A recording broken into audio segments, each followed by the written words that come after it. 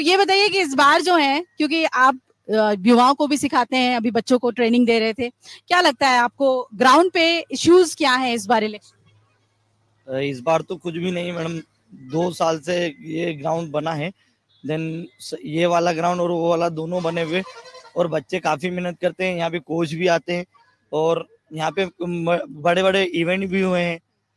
हमारे महेंद्र सोलंकी सर ने भी इवेंट कराया था यहाँ पर, स्केटिंग, वॉलीबॉल, रग्बी। तो ये भी हुआ, और हमारे यहाँ के विधायक हैं, उन्होंने भी करवाया था और इवेंट सक्सेस हुआ था। हाँ, और जिला ओलंपिक के उससे भी यहाँ पर इवेंट हुआ है।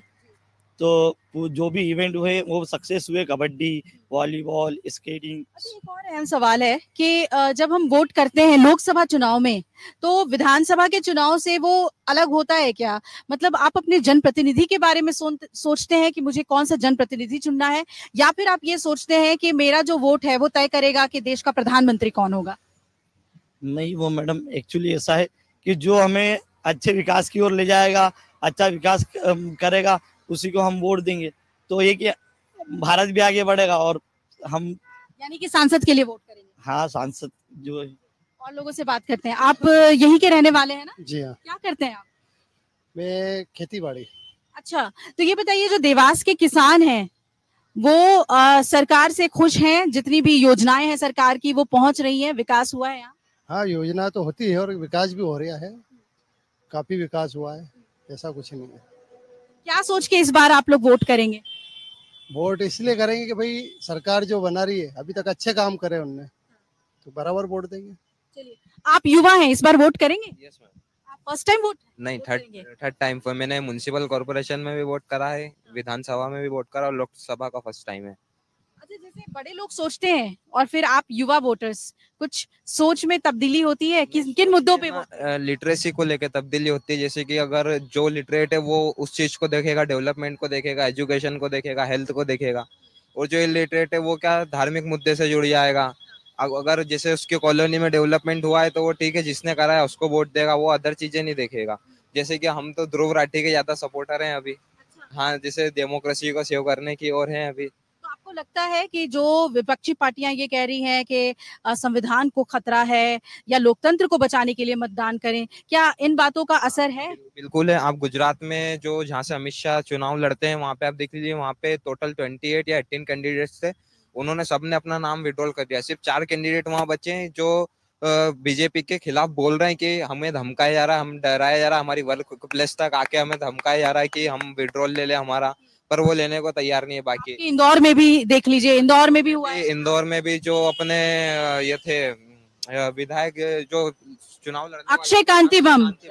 अक्षय बम, जो जिन्होंने एंड टाइम पर आकर दल बदल लिया है और बीजेपी ज्वाइन कर ली, वैसा ये गलत है, धोखा देना। इसमें खूब चर्चा हो रही है क्या जो उन्होंने किया है? हाँ, सभी दूर चर्चा हो रही है। कुछ लोग बोल रहे हैं अच्छी बात है, कुछ लोग बोल रहे हैं बुरी बात है, पर ये मेरे हिसाब से तो बुरी बात ही है। अगर आपके साथ भी कोई एंड वक्त पे धोखा दे तो आपको कैसा लगेगा, बस सेम ये है।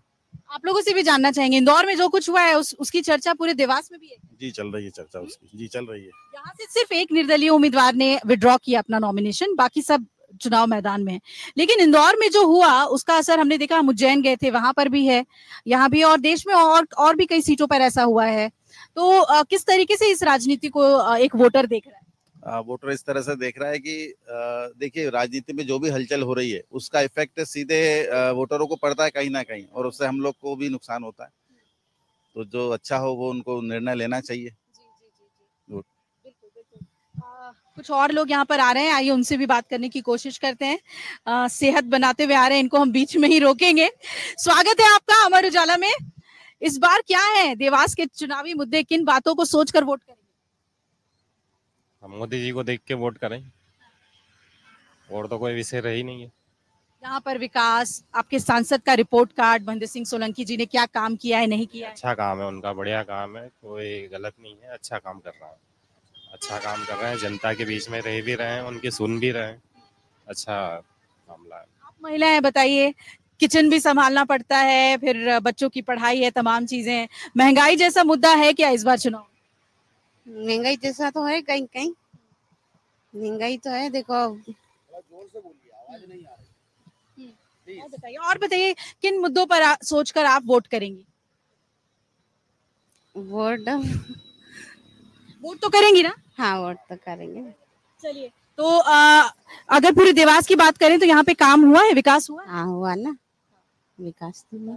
हाँ। तो ज्यादातर लोगों का ये कहना है यहाँ पर कि देवास जैसा पहले हुआ करता था, अब देवास वैसा नहीं है। यहाँ काफी काम हुआ है, विकास हो रहा है, लेकिन फिर भी जिस तरीके की राजनीति है उस पर खुलकर लोग बोल रहे हैं। देखिए, कुछ और लोग आ रहे हैं, हम उनसे भी बात करने की कोशिश करते हैं। और राजनीति का जो चेहरा है वो पिछले कुछ समय में जिस तरीके से ठीक चुनाव से पहले बदला है, उस पर लोगों का एक आक्रोश भी है। देवास की जनता उस पर क्या सोचती है, इस पर हम बात करेंगे। स्वागत है आप लोगों का अमर उजाला में। सेहत आप लोग बना रहे हैं, लेकिन थोड़ी देर के लिए आपको डिस्टर्ब करूंगी। इलेक्शन का समय है, इस बार क्या सोच के वोट करेंगे? डेवलपमेंट और झूठे वादे ना करे कोई। हाँ। जितने फिजिबल हों उतने ही करें, और जनता को ख्याली पुलाव मतलब दिखा के और वो बहलाए ना। तो जो प्रैक्टिकल, जिसका मैनिफेस्टो प्रैक्टिकल दिखेगा और जो एक्चुअल में डेवलपमेंट पे बात करेगा, हम उसी को देख के वोट करेंगे। अच्छा, जो मैनिफेस्टो है बीजेपी कांग्रेस दोनों के मैनिफेस्टो को आप देख लीजिए, तो आपको क्या लग रहा है इस बार का जो इलेक्शन है वो किन मुद्दों पर लड़ा जा रहा है? दो टाइप की विचारधारा है फिलहाल।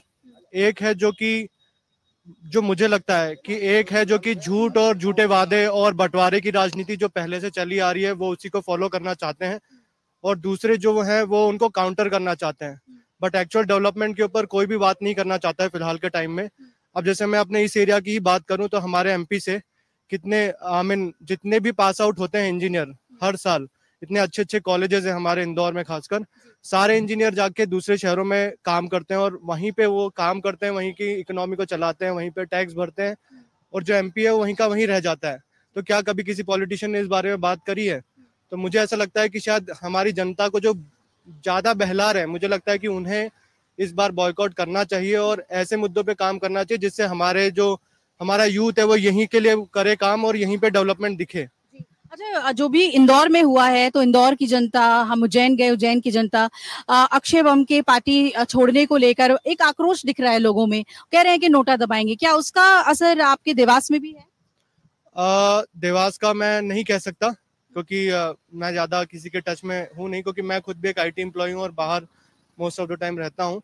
बट हाँ, ये चीज ओवरऑल इंडिया देख रही है, और जो लोग जो प्रैक्टिकल है लोग, जो एक पर्टिकुलर बहकावे में या फिर एक डायरेक्शन में माइंडसेट बना के आंख बंद करके फॉलो नहीं करते हैं, वो एटलीस्ट इस बात को समझ रहे हैं कि अगर मतलब इलेक्शन होता है वो जो हमारा इलेक्शन कमीशन भी इतना इन्वेस्ट करता है वो इसीलिए करता है कि एक पैरेलल लाइन ड्रॉ हो और सारे कैंडिडेट्स को बराबर मौका दिया जाए। बट अगर आप अपनी एक मशीनरी द्वारा किसी एक पार्टी को दबा के और दूसरे को अपने आप को ऊपर लाना चाह रहे हैं, इसका मतलब कुछ ना कुछ डर आपके अंदर है और कुछ ना कुछ गलत है जो कि आप छुपाना चाहते हो और ओवरकम करना चाहते हो दूसरी पार्टी को। तो आई गेस जो समझदार लोग हैं वो समझ रहे हैं और उन्हें इस अकॉर्डिंगली ही काम करना चाहिए। तो कितना भी बीजेपी कहे कि इस बार 400 के पार, वो स्थिति नहीं दिख रही। हो सकता है कि आ जाए, क्योंकि हमारी जो देश की पॉपुलेशन है वो अगेन आजकल प्रैक्टिकल उसमें डिसीजन ना लेके जो सोशल मीडिया पे फॉरवर्ड्स होते हैं और जो मार्केटिंग होती है उसके बेसिस पे ज्यादा इमोशनल हो जाते हैं। अगर आप ये वीडियो YouTube पर देख रहे हैं तो हमारे चैनल को सब्सक्राइब करें और बेल आइकन को दबाना ना भूलें। अगर आप Facebook पर ये वीडियो देख रहे हैं तो हमारे पेज को लाइक करें।